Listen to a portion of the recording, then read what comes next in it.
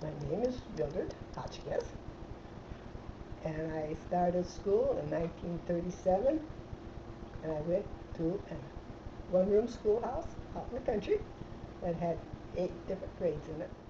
In my grade, all through the 8th grade, there were 4 of us, always in the same grade. I always had 4 of us.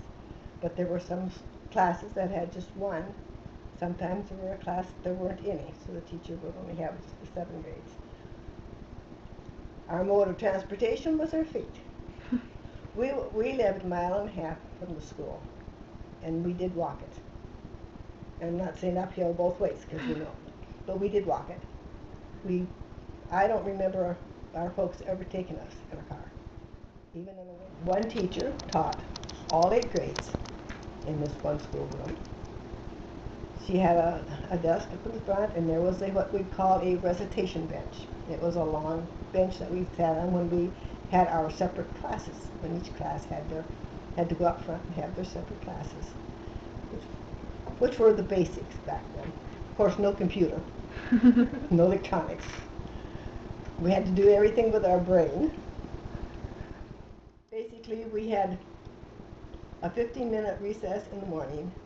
We had an hour noon lunch. And of course, we brought our lunch with us. There was no hot lunches. Sometimes they would bring something and put it on the stove in the wintertime. And the stove, of course, that was heating the room. It also heat food. So you could have warm food. It's never hot. And we had a 15-minute recess in the afternoon. Whereas we would go outside and we would play games. We weren't allowed to sit in the schoolroom. We had to get out and we had to move.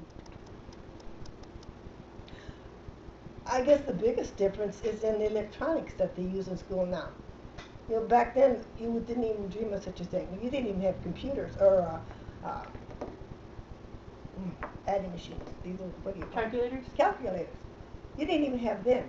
You had to do all your mathematics through your brain, using your head and figuring it out.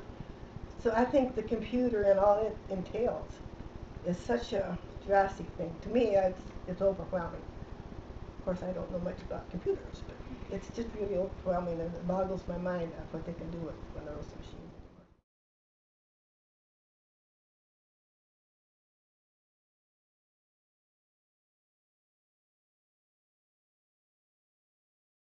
Is that?